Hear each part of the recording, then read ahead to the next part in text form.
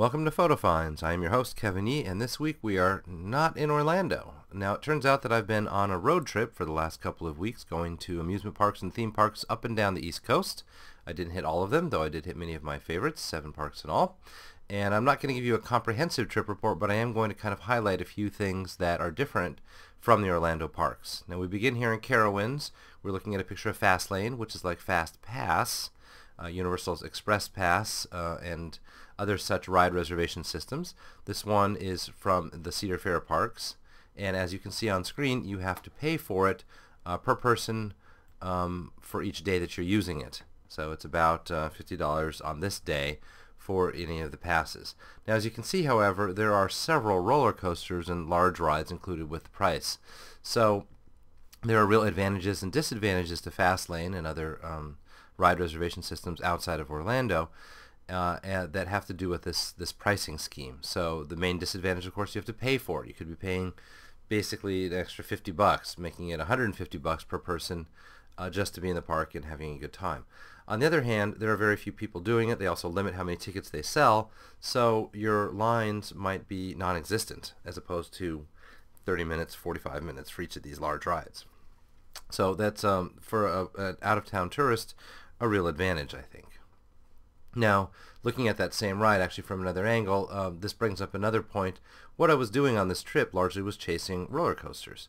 And you may think it's wonderful living in Orlando, and it is, although the Orlando type of parks tend to mimic Disney, and there's a certain formula there, which is turning towards theme, turning towards atmosphere, maybe trying to educate, basically telling a story, doing anything other than thrilling the body. You know, it's kind of looked down as a negative if the Orlando parks get away from a theme park and become more of an amusement park and just offer, these are called, you know, iron rides. You just see the bare iron right there and no thrill, no mountain around the thrill.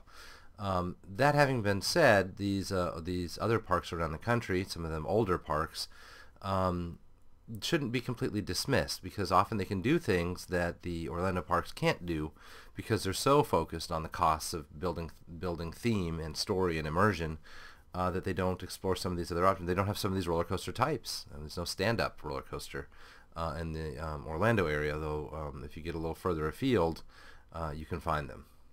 Now, the coaster we're looking at here is a hyper coaster, really tall, very fast, very smooth, lots of airtime, and that's it in terms of tricks. But you know, I really wish that Orlando had one of these. Now, at several of the parks as well, we witnessed an innovation here. These are pressure pads, and you have to be standing inside the exit gate for the gate to magnetically unlock. I just found that an interesting safety feature, and also odd that we don't see that at any of the Orlando parks. Maybe because they feel that they're well staffed enough they don't need to bother with it, but it could also be that they just don't keep up with the entertainment industry in some ways as much as these other parks do. We're here at Dollywood looking at their newest ride, which is a waned coaster. It's a little bit like X2 from California's Magic Mountain, if you know that one, although the individual cars do not spin. And there are several things I liked about just having a different style of roller coaster. I liked Dollywood's mix of theme in some parts of the park and thrill in other parts. I like the homey and welcoming atmosphere as well. Right behind me as I take this picture is one of those climbing nets and obstacle courses, and it's entirely free. It's included with the price of admission, and that was very refreshing to see. A little less refreshing also in Dollywood is the coal-fired engine, which spits out a bunch of soot, as you can see off into the distance here, much of which seems to land in the passengers themselves as they're riding along in the car. An interesting and somewhat authentic experience. Glad I did it once. Now, I was here off chasing roller coasters, as I said. One of the ones I'd wanted to go to for years is in Indiana. Santa Claus, Indiana is the name of the city. Although there's nothing here, it's just the amusement park. It's a bunch of fields, really, it looks like, around it. And the amusement park is called Holiday World.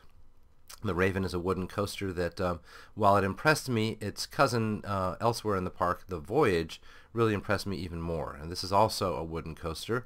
Not much in the way of theme, but the amount of airtime on this wooden coaster has to be seen to be believed. I think it's 37 seconds if you put all the airtime together.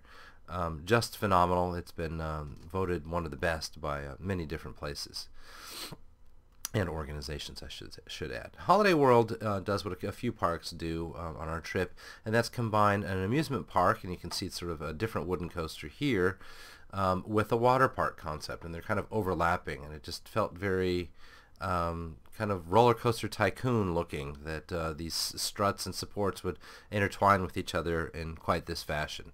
A little exciting for my 9-year-old who's been playing RCT. Here we are at Kings Island, where they've got the Snoopy and Peanuts franchise as their overlay for kids stuff. And this was another park that I thought did a reasonably good job of mixing up theme on the one hand, kids rides, and then thrill rides over on the sort of other side of the equation there. And this place was packed, so they're doing something right. And the Eiffel Tower gives you really interesting views. We took the opportunity to go up in towers whenever we could, and you get a view of the roller coasters, of the layout of the park. Only in Orlando, the only one who does this is the SeaWorld Tower, and that's not a park with a tremendous number of rides. So it is really a different experience to look down on rides. Carowinds is another one that does it. In fact, I think it's Carowinds that we're looking at here. Now, when we're out and about, actually that was Kings Island, the last one we're looking at there, because this is also Kings Island. We're out and about into the shops, trying to look at what kind of souvenirs you would find in these stores.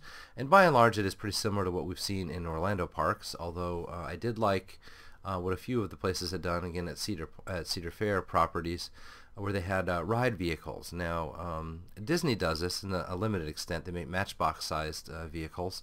But these are the roller coaster ones that, if you're really a fan of the roller coaster, I could see buying a little roller coaster set like this. This is about $25.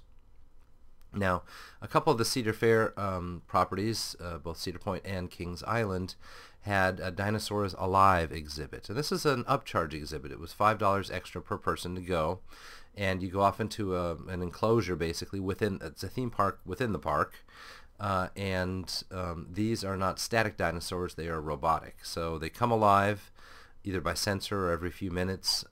They thrash around their arms and their beaks, their mouths, their tails, and they have sound effects. It's not horribly realistic, but it is interesting to see them moving around. And the exhibit, in our case, took an entire hour to walk through and around. And it was really set in a gorgeous, lush landscape. This one's at Kings Island.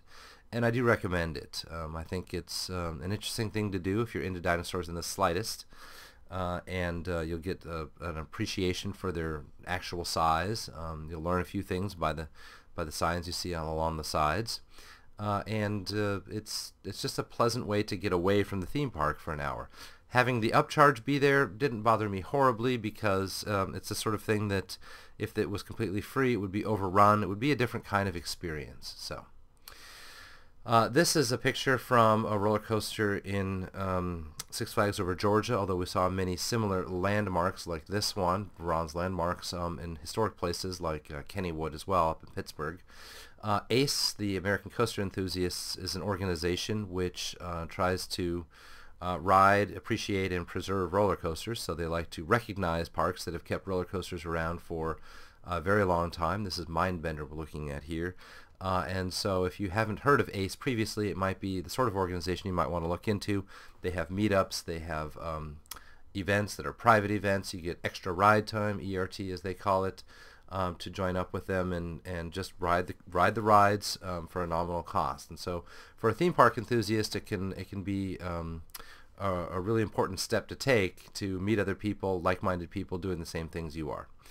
I thank you for your patience this week as we ventured outside of Orlando. Next time around, we will be back in Orlando, and I'll catch you up on the news that I've been missing by being out for so long.